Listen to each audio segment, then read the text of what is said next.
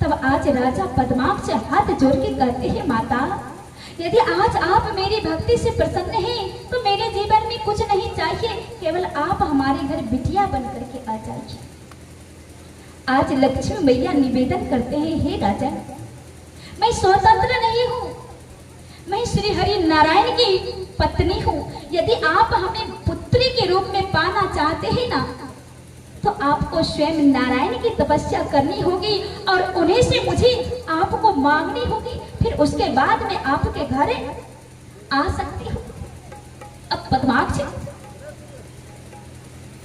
लक्ष्मी जी की तपस्या को छोड़ करके करना, भगवान श्री हरि नारायण की तपस्या करना प्रारंभ किए और फिर उसके बाद भगवान श्री हरि नारायण उनकी तपस्या को देख करके प्रसन्न हो गए और प्रकट हो जाते हैं, हे राजन बोलो तुम्हें क्या चाहिए, तुम किस चीज के लिए इतनी कठिन तपस्या कर रहे हो, तुम्हारे पास तो किसी चीज की कमी नहीं है, धन दौलत वैभव सब कुछ है।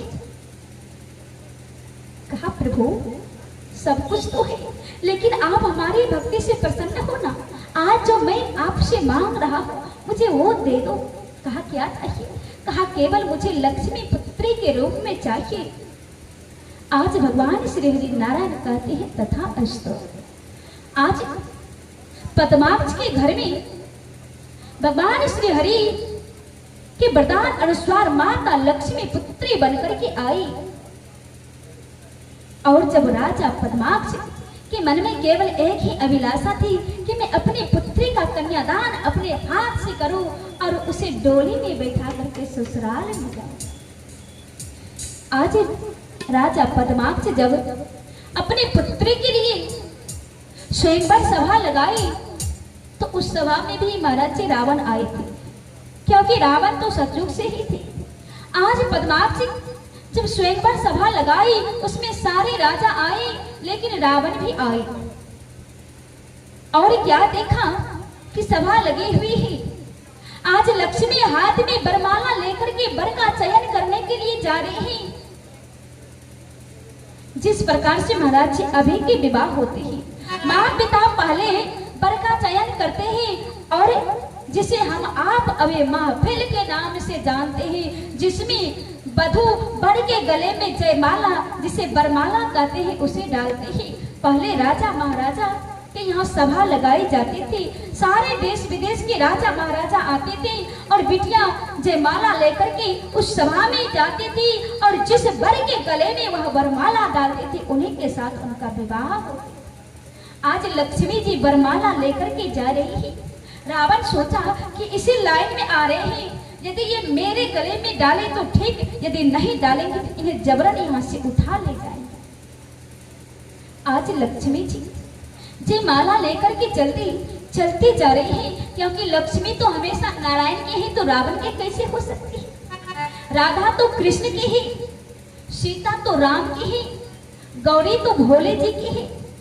आज लक्ष्मी जी जयमाला लेकर के स्वयंवर सभा में चल दी और रावण के आगे से जब वह निकल गई तो रावण को क्रोध आया, अरे ये मुझे नहीं वरण करेगी तो मैं इसे किसी को वरण नहीं करने के लिए दूंगा।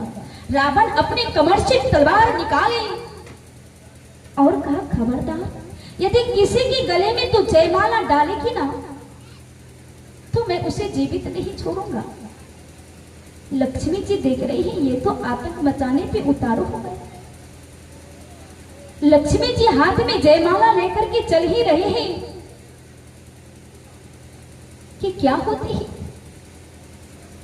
लक्ष्मी जी आगे बढ़ रहे हैं। रावण ने क्या कहा कि अब यदि ये किसी के गले में वरमाला डालेगी तो ये उसी का हो जाएगी, लेकिन उससे पहले मैं एक कार्य करता हूँ, यदि इसके पिता को ही खत्म कर दूंगा तो इसे जबरन यहाँ से उठा ले जाऊंगा।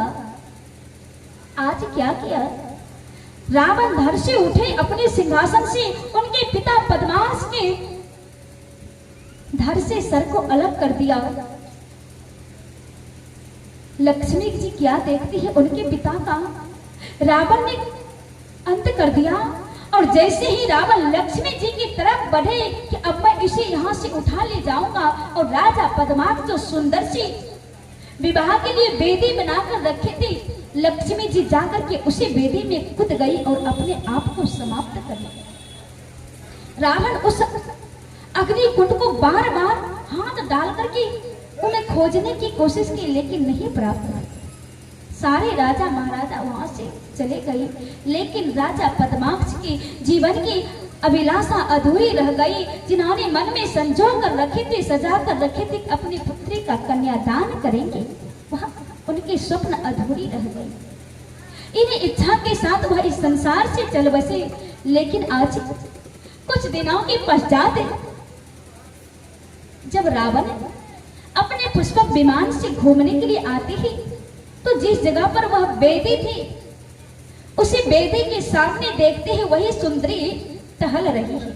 रावण देखा, अरे आज तो मैं इसे अवश्य उठा करके ले जाऊंगा। ये टहल रही है, उस दिन तो मेरे हाथ नहीं आई, लेकिन आज मैं इसे छोड़ने वाला नहीं हूं। जैसे ही लक्ष्मी पुनः देखती है, रावण पुनः आ रहे हैं, लक्ष्मी जी पुनः उसी अग्नि कुंड में चली जाती है। रावण कहा, आज तुम्हें रहने की जगह मैंने देख लिया हूँ। रावण ने क्या किया, सारे राख को निकाले और उसे छान लिए। छानने के बाद क्या हुआ, उन्हें एक रत्न मिलते हैं और उस रत्न को एक संदूक में बंद किया और सोचा, यह सुंदरी ना सही, लेकिन रत्न मिला है, मैं अपनी पत्नी महारानी मंदोदरी के लिए ले जाता हूँ और वह देखेगी तो बड़े प्रसन्न हो जाएगी। रावण एक संदूक में लिया और लेकर के चल दिए। जाने के बाद रावण एक कमरे में उस संदूक को रख दिए और रखने के बाद महारानी मंदोदरी के भवन में जाते ही और जैसे ही गए ना, तो रावण कहते हैं, देवी आज मैं तुम्हारे लिए बड़े सुंदर से उपहार लाया हूँ।